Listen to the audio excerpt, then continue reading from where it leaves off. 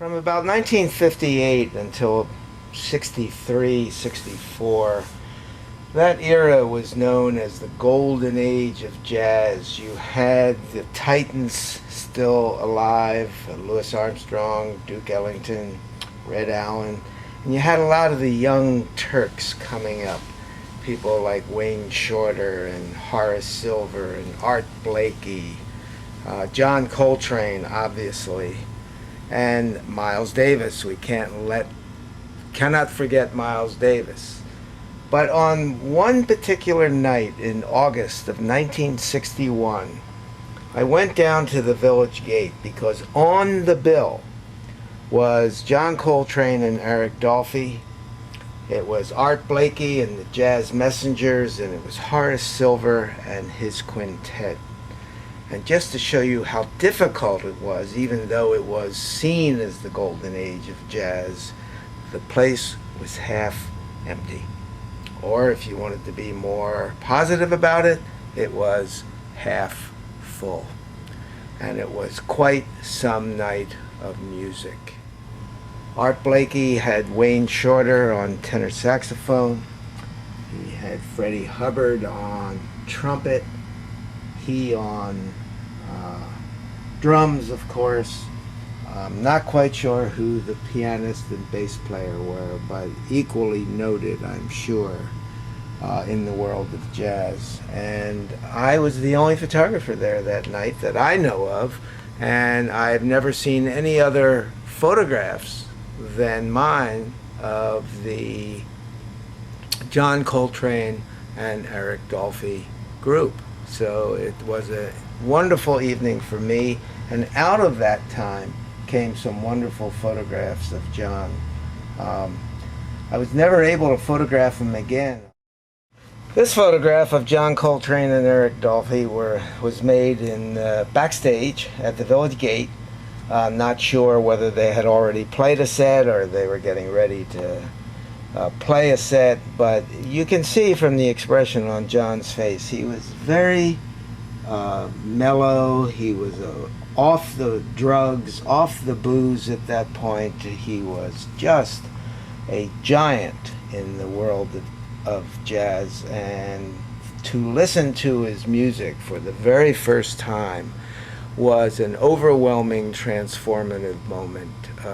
Now here we are 40 years later, and John Coltrane is played all the time, but to actually have heard him for the first time in 1961 just blew my mind. And when I think back on what he accomplished in music, and here I was such a young artist at the time, it was overwhelming, and I still get chills sometime when I think of it.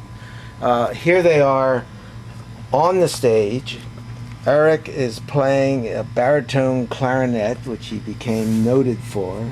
John is on soprano saxophone, two bass players, Elvin Jones on drums, McCoy Tyner on piano. I mean, it was just a marvelous group, and if they were all alive together today, they would fill Carnegie Hall.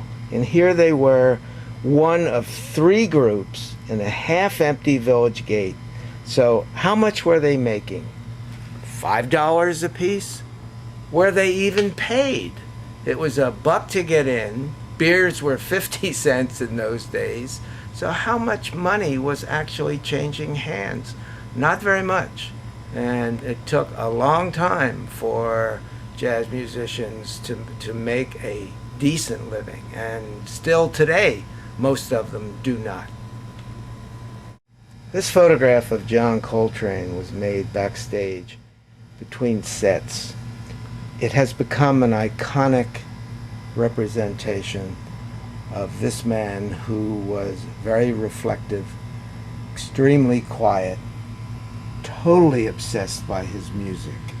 And his music was so powerful, so dynamic.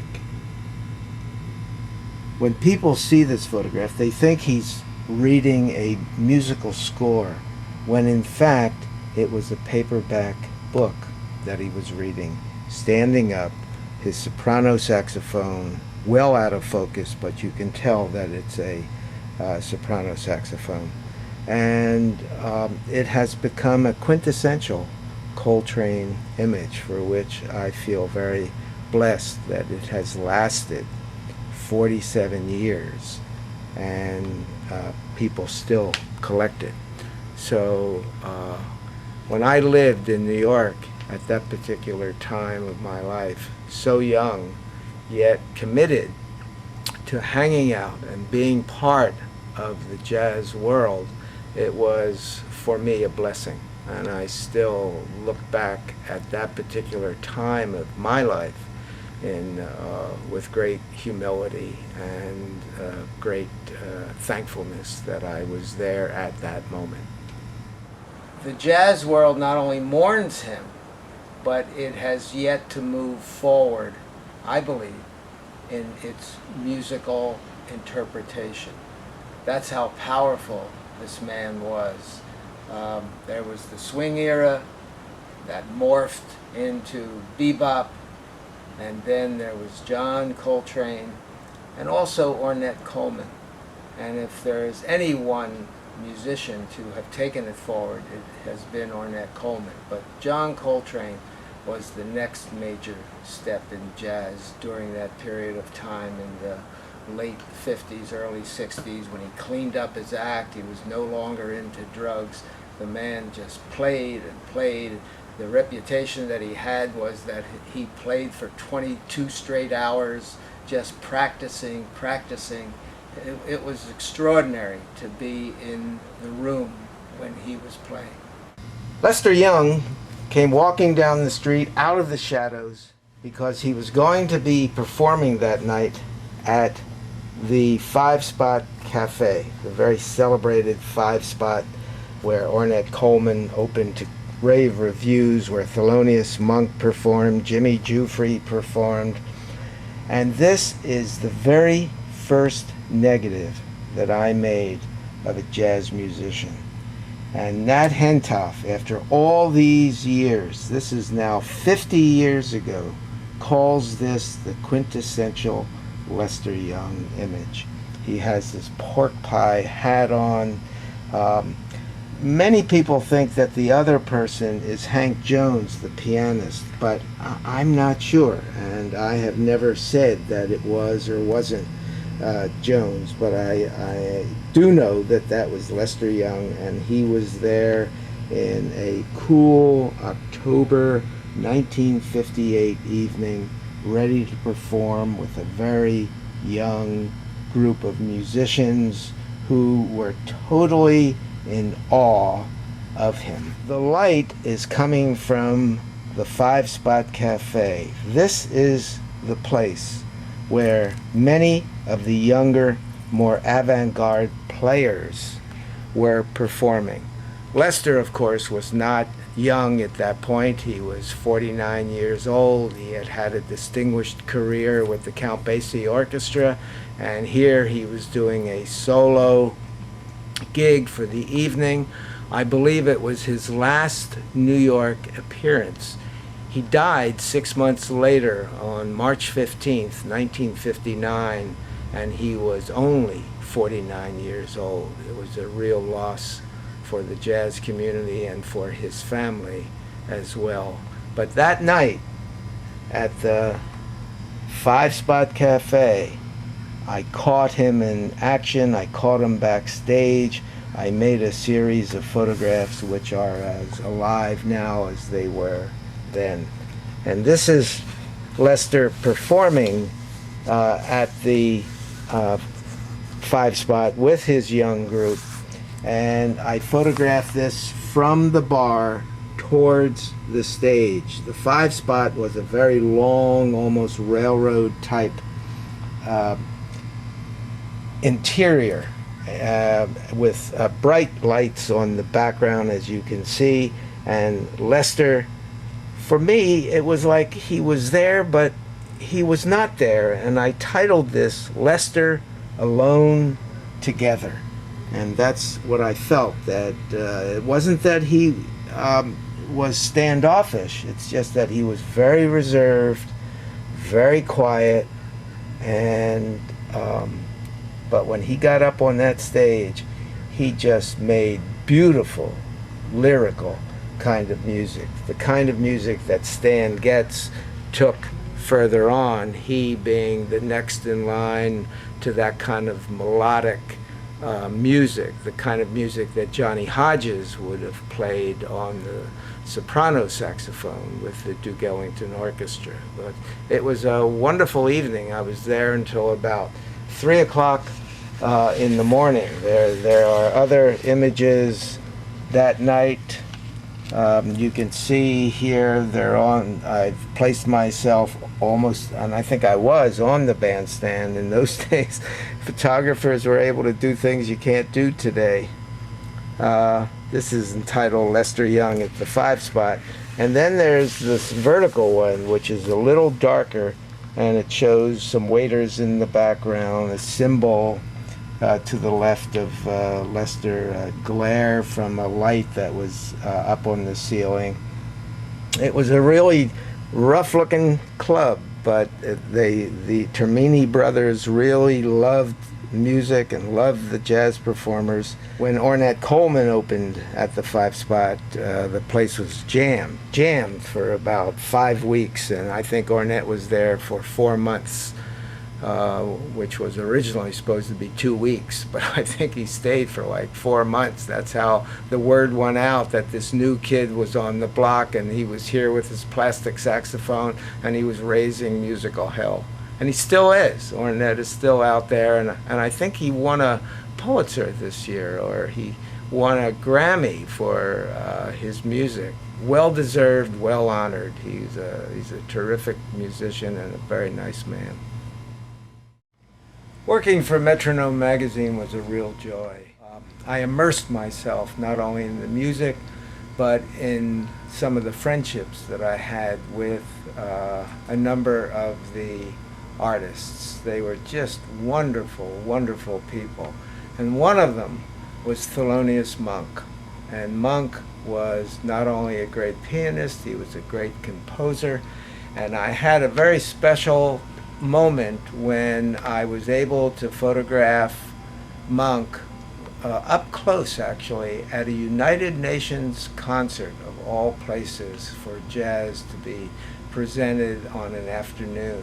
But there we were with Monk on piano and Charlie Rouse on tenor saxophone, and out of it came this wonderful photograph of Monk with the piano keys reflected in his sunglasses.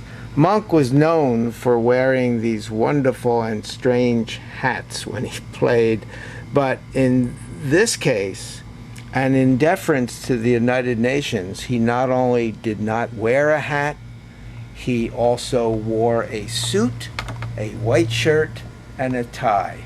Most strange for Thelonious Monk, but the music was just wonderful. And in the audience, in the front row, was this young man by the name of Ornette Coleman, who came to listen. The photograph of Thelonious Monk with the piano keys reflected in his glasses came about because I was able to get close to the piano, as you can see in this photograph, and I had a long lens, 135 millimeter lens if I remember correctly, and I just focused in on his face, and if you come up close to this image you can almost see the reflection of the piano keys, but with a 135 millimeter lens I was able to really capture it with great definition. There were 2 photographers at this concert, myself and a man now living in New Zealand by the name of Larry Shustak. So we were able to walk around the piano and get really close to Monk while he was performing. And I had a long lens, and I concentrated on the glasses because I saw his hands being reflected on the piano keys in his glasses. So I just concentrated on making sure that I got an image which showed his hands, the piano keys, in his glasses. And this is one of a number of images to that effect, and it became one of my better images of Monk, and certainly just in terms of jazz image, one that is highly recognizable today. The record company that was putting out the next album for Monk decided to take the photograph and reverse it and put it together as a dual Monk, so to speak, and that's how this came about. This image of Thelonious Monk was one of the first images I ever made of the man. It was actually the first time I even met him at Randall's Island Jazz Festival. I think it was 1960 or perhaps 1959. And this is classic Monk. He was wearing a Chinese hat. He got up from his piano stool, twirled around as if he was a Sufi, which he wasn't. And yet, out of all of this came some very glorious music. Monk playing ping pong. It was a wonderful assignment from Metronome magazine. Not only because you would not think of a jazz musician as a ping pong player, but here we were having an afternoon of great fun with Max Roach and Abbey Lincoln and Milt Jackson and Thelonious Monk, who was a big guy and but yet could move around the table really well. And I had the opportunity to play 3 games against Thelonious Monk, and I didn't win one. And I always prided myself on being a very good ping pong player, but not against him. This particular photograph is also in the collection of President Bill and Senator Hillary Clinton. He was probably the only president who ever knew who Thelonious Monk was. And because of that, I sent him a little gift of this photograph. This photograph was made when I took a short bus trip with Louis Armstrong. I was working for Metronome magazine as a freelance photographer at that point, and we took this bus trip from his home in Queens to Tanglewood Music in Massachusetts. And Pops, as I always called Louis Armstrong, was relaxed, open collar. What surprised me was that he was wearing a Star of David, and which actually has become part of this iconic photograph as to why he was wearing it. Was he Jewish? How did it come about? So on.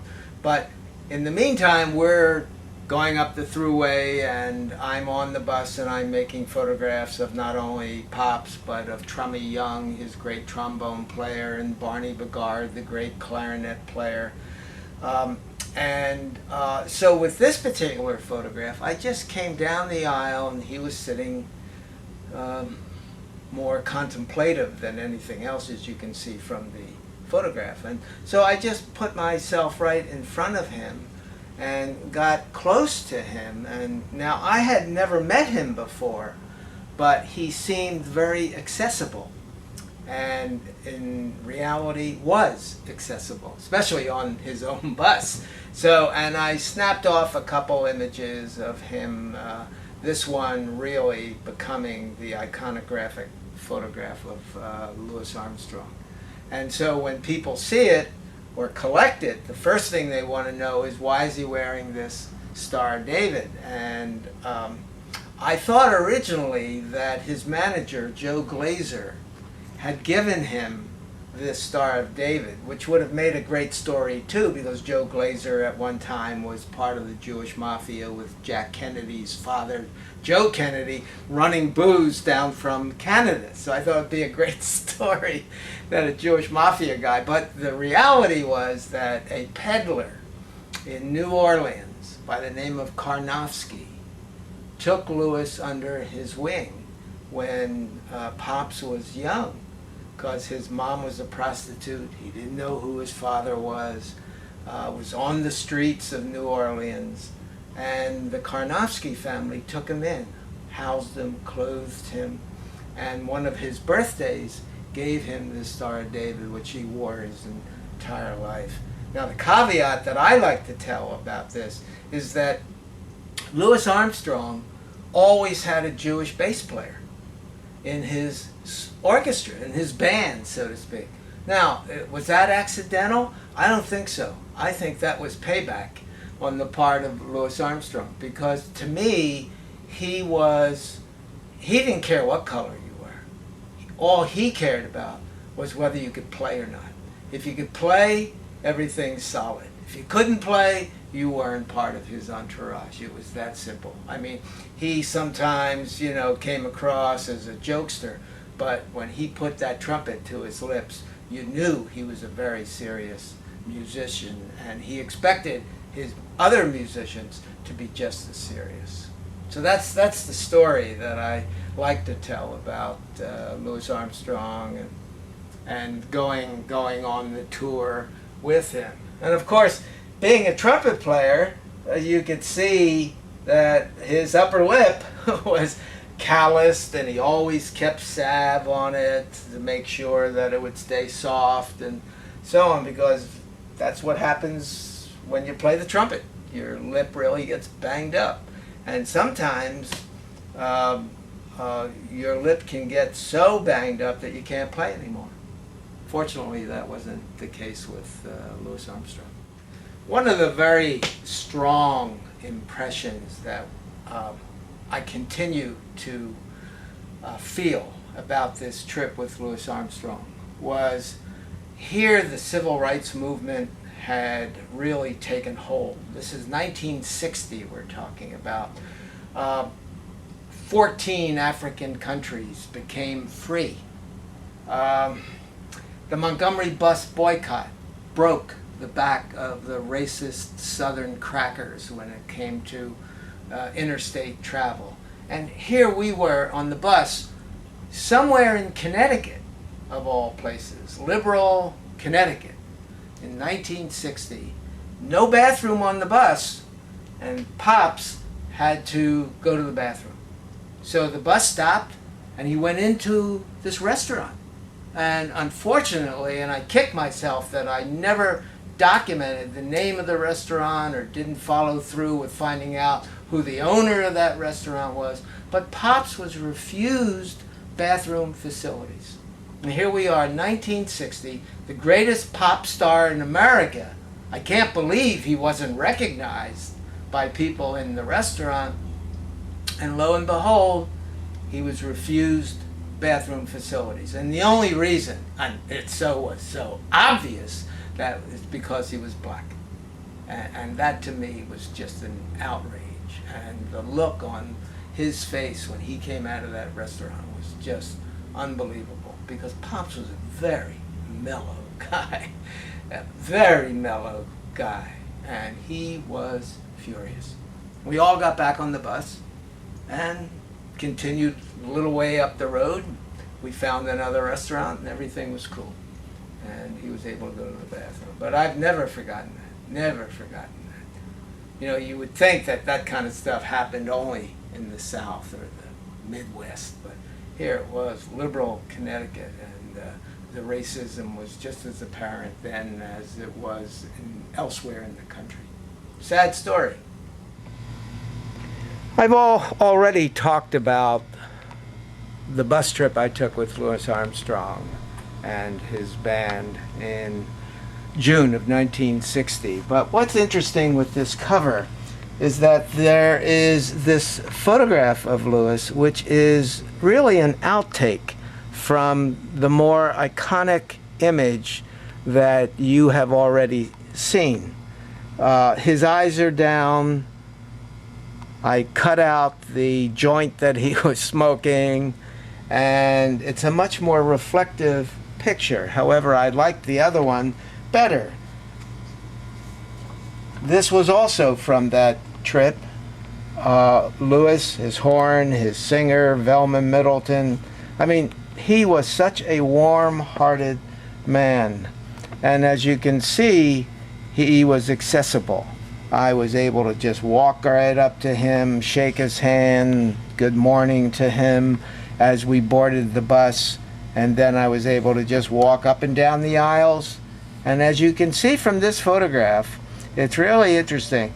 No bathroom facilities, it wasn't air conditioned, and there was a little rack where they had their clothes hanging back there. I don't know how these jazz musicians were able to survive night after night after night doing one-night stands and still having the physicality, the energy, because at this point in Pops's life, he's about 60 years old, and he's been on the road now for 45 years at least. So it's really interesting. This was also on that trip. This is Danny Barcelona, Barney Bigard on clarinet, Mort Herbert on bass, and the great Trummy Young on trombone. Trummy and Lewis were really basically the strength of that entire group, although I don't want to slight Barney Bigard. He was a great swing clarinetist.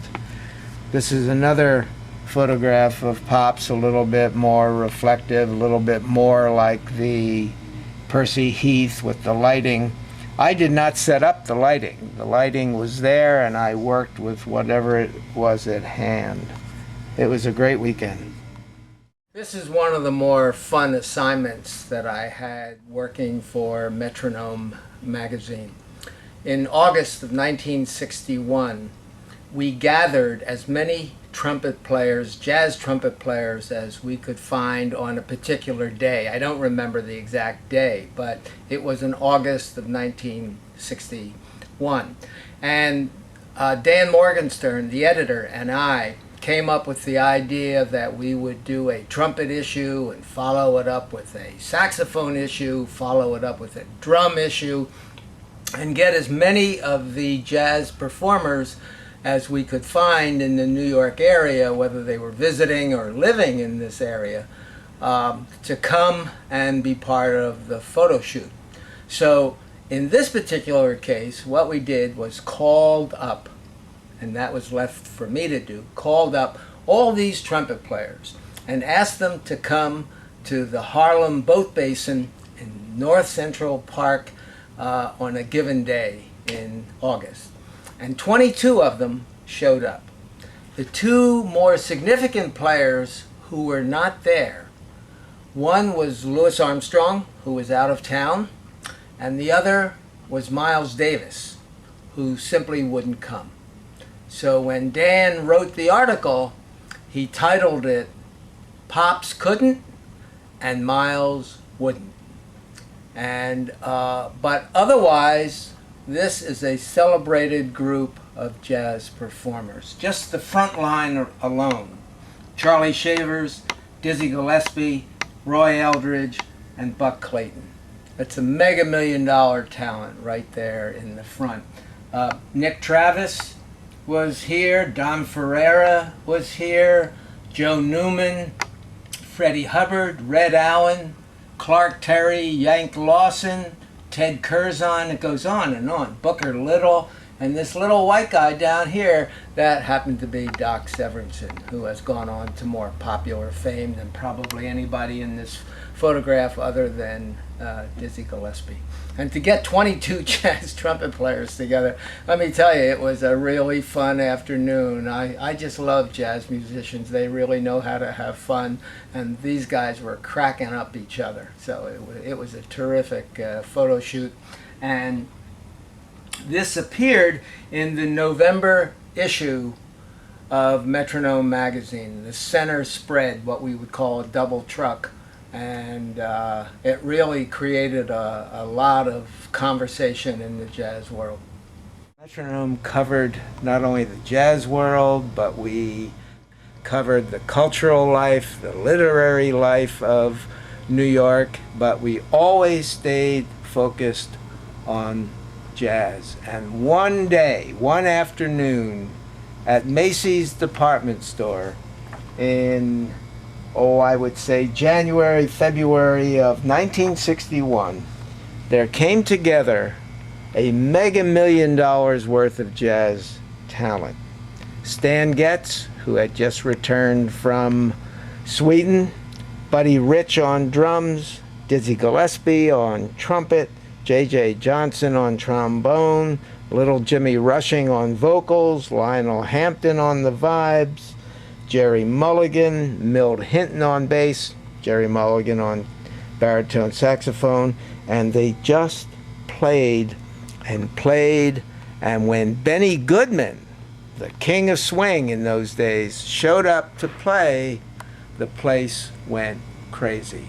And as photography editor of the magazine, I had the privilege of being there and of making these images, which appeared in the April issue of Metronome. And you could see they were having a ball, and the customers lined up. They said something like 10,000 people came through that afternoon as they were shopping at Macy's. 10,000. I mean, if that were to happen today, it would be seen not only as a glorious cultural success, but as an economic success as well. Nina Simone was one of my oldest and dearest friends. I met her in 1959 in Philadelphia, Pennsylvania. She was performing there, and I was asked by Colpix Records to do a photo shoot with Nina in anticipation of one of the photographs being used on the cover of her first album for Colpix called The Amazing Nina Simone. It was a breakout album. It really showed her talent, and she and I really hit it off as friends, and we remained so for all of her life. She died in 1903, or I think it's 03, and I miss her still. This specific photograph was made during that photo session, which was not used on the cover, but it is one of the more joyful photographs of Nina Simone. As many of you may know, Nina became very disillusioned, was very much taken advantage of by people in the industry, and she became, like Miles Davis, very dark in her acceptance of people.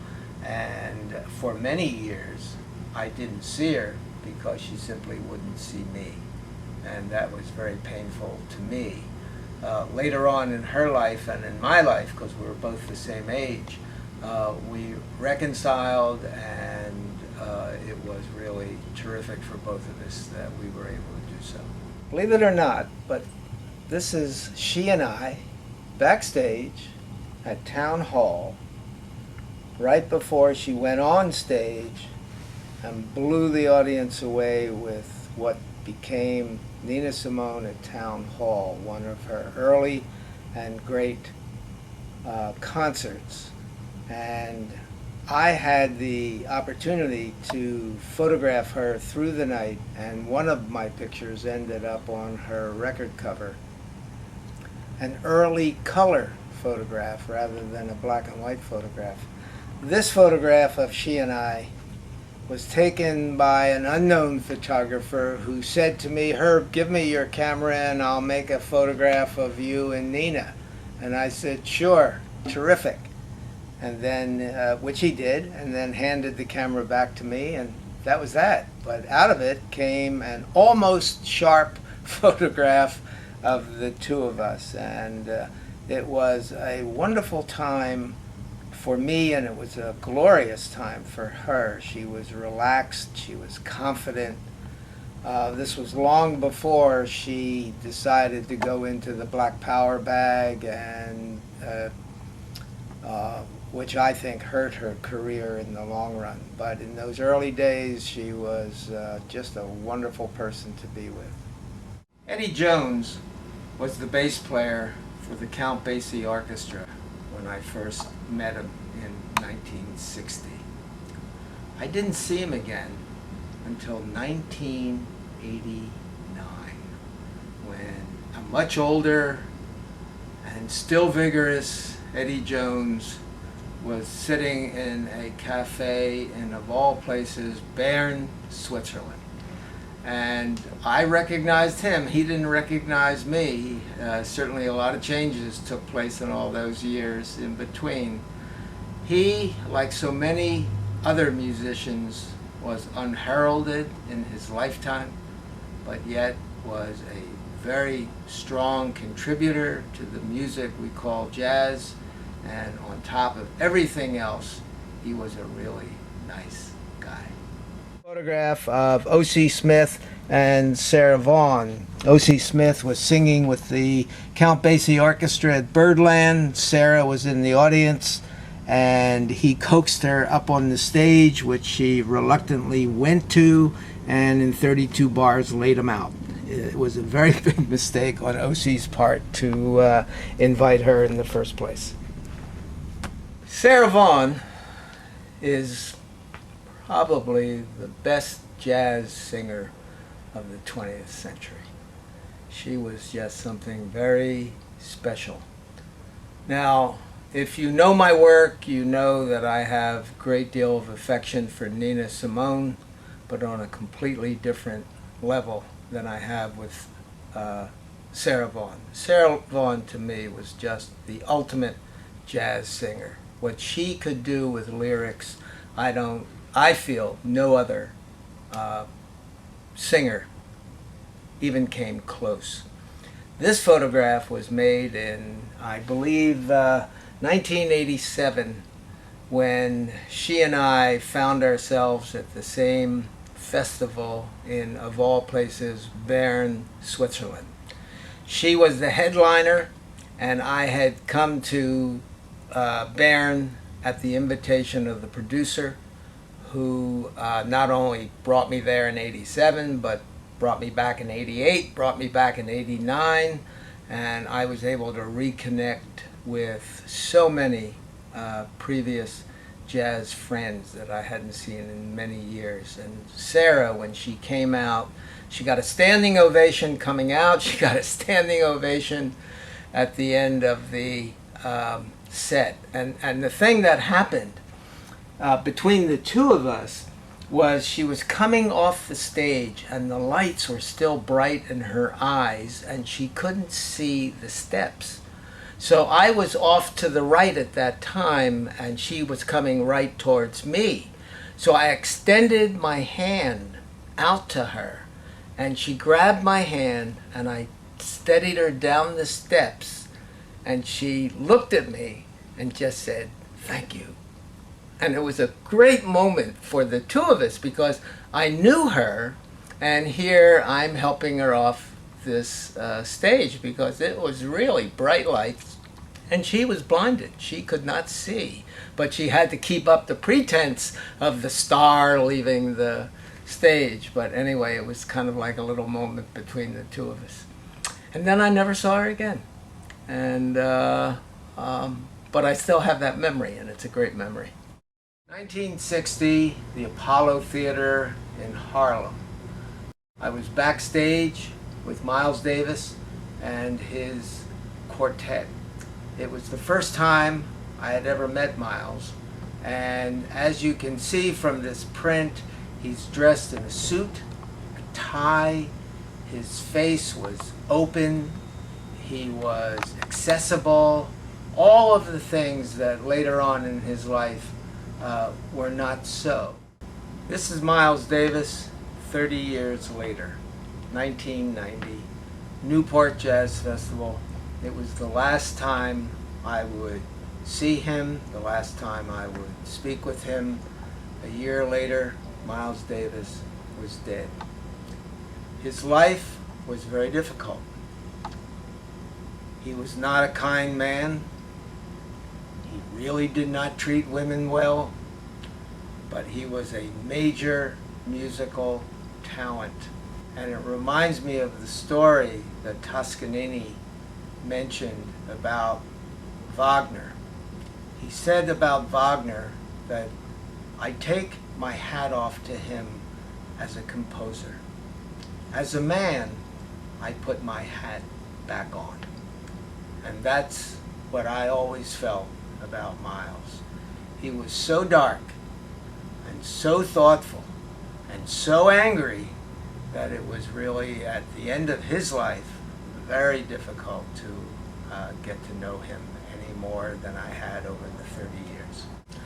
Miles is standing in the doorway of his dressing room when he was asked a question by another photographer. There were a number of us just standing around, but when this question was asked, Miles, for whatever the reason, became very introspective. And I was standing off with a long lens. I remember I had a 185 millimeter lens on my camera.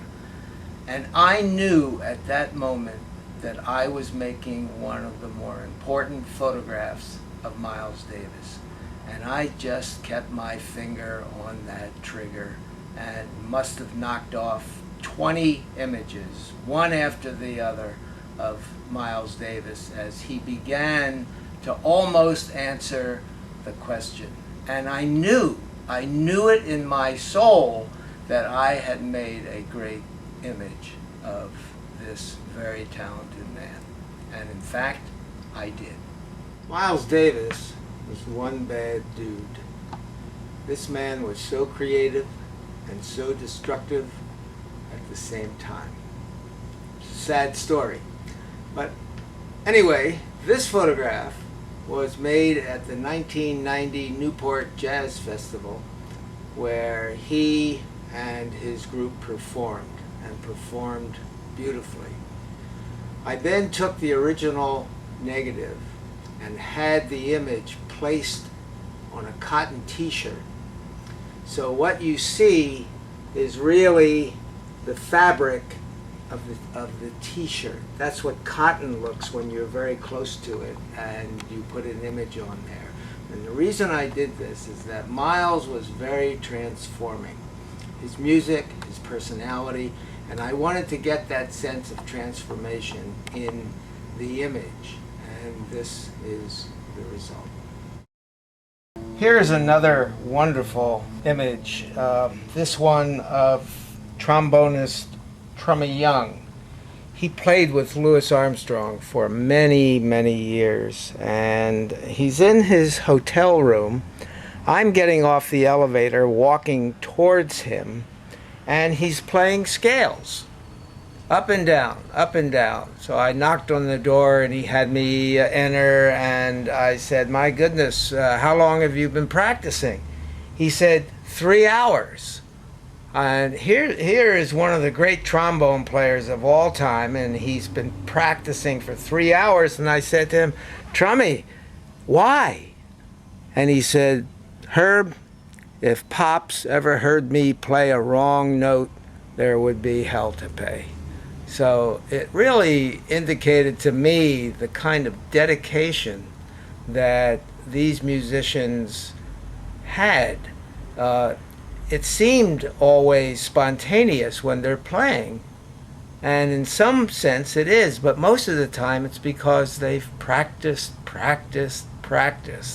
It's like that old story about the visitor to New York and asking someone, "How do I get to Carnegie Hall?" And he said, "Practice, practice, practice." Paul Gonsalves was one of my favorite saxophone players. He played with the Duke Ellington Orchestra for many years. I made this photograph at the Westbury Music Circus, I think it was called. I'm not quite sure. But they were all decked out in white dinner jackets and black pants and black patent leather shoes. But when they began the concert, Paul's chair was empty. He wasn't there. Duke sees him frantically running down the aisle and calls a number which has Gonsalves as the soloist. And Paul frantically tries to get his saxophone all together and be able to play, and at the very last minute, it couldn't have come any closer. He blows his solo, And the orchestra then finished the piece. And at the break, I said to a couple of the guys in the band, in the orchestra, I always call it the orchestra, never the band, that must have taught Paul a real lesson. And they said, oh no, he does this all the time. He and Duke have this little run that they do where he's running down the aisle and Duke calls his number. It's almost like part of the act. I thought that was pretty funny. I started out as a painter and realized early on that I wasn't a painter. And but yet I was an artist. I loved to draw and paint, and with photography I had early success, and success breeds more success. And what happened is I fell in love with the medium because it seemed so wonderful to go out into the world and make pictures. Like I was documenting the social world, my world, the world of New York. And it was a very powerful potion. And then, of course, meeting so many of the other wonderful photographers of the day in New York just reinforced my desire to be more and more, as Cynthia Ozig would say, part of the nerve of your generation. And that's what I did. I really walked the streets and documented New York City. I was born in Philadelphia. I went to school in Philadelphia. The orchestra was very important to me. I did my senior thesis on the Philadelphia Orchestra and Eugene Ormandy. So my sense of music and theater and performance and dance, I mean, I was exposed to all of this. Coming out of a lower middle class background, it was like a whole new world. And when I moved to New York and I began to listen to some of the jazz performers, it was like being home. It was like I found my home at that moment in time where the music resonated with my heart. And it was that simple. It wasn't something I intellectualized. It was something that just hit me like a ton of bricks, to use that cliche. But that's how I felt. And so once I had the opportunity to work within the jazz world, well, I wasn't going to pass that up. And I did it for as long as it lasted, and the magazine eventually closed and my life went off in another direction. But out of that particular period of time has come a wonderful group of friends and photographs which still hold up. So. Well, I initially went to the Metronome offices because I was looking for work as a photographer, and I wanted to combine my photography with showbiz, and in this particular case a magazine that dealt specifically with jazz.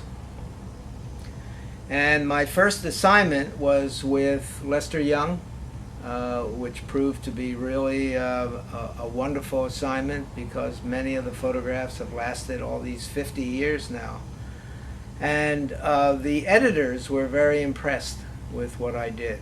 And one thing led to another, and I was hired on as a photography editor when the magazine resumed publishing. It had been dormant for a number of years, and the Lester Young piece actually appeared in a yearbook and not in the monthly magazines.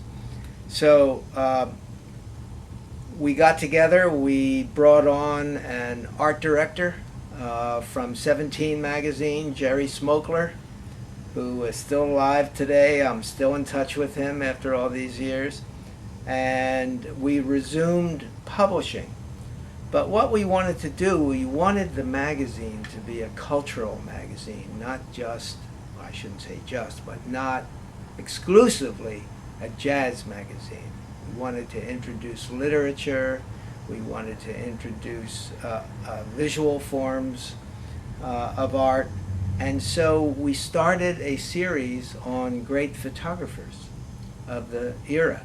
And we were questioned by our readers. You know, well, why are you doing this? Why don't you stick to music? Why don't you just do what you know and not do what you don't know? And unbeknownst to them, I knew something about photography, and so we weren't coming out from the seat of our pants. It was very methodical as to what we put in the magazine. This June 1960 issue with Coleman Hawkins, my photograph of Coleman Hawkins, was the first one after many years of not being published. And we kept the magazine going for a couple years until finally the rock and roll era just killed us. We couldn't get ads, we couldn't get support, and eventually the December 1961 issue was our last issue. It's important to me, not only for my work, but for me to be remembered. Now, it sounds egotistical, and I guess it is, but I've always wondered whether one of the reasons I do what I do is because I will be remembered. Most people are forgotten. 3 generations, 4 generations, and you have no idea who your great-great-grandparents were, what they did, how they lived, what they felt. I don't want to be forgotten. And I think through my work, there is that subtle kernel in the back of my head that says, you keep doing this work, you will be remembered. That sounds terrible, but I really do believe that. And I have said to my children, I've said to my wife, be very careful with my work. Don't have it disappear. And I'm doing what I need to do to make sure that it doesn't disappear.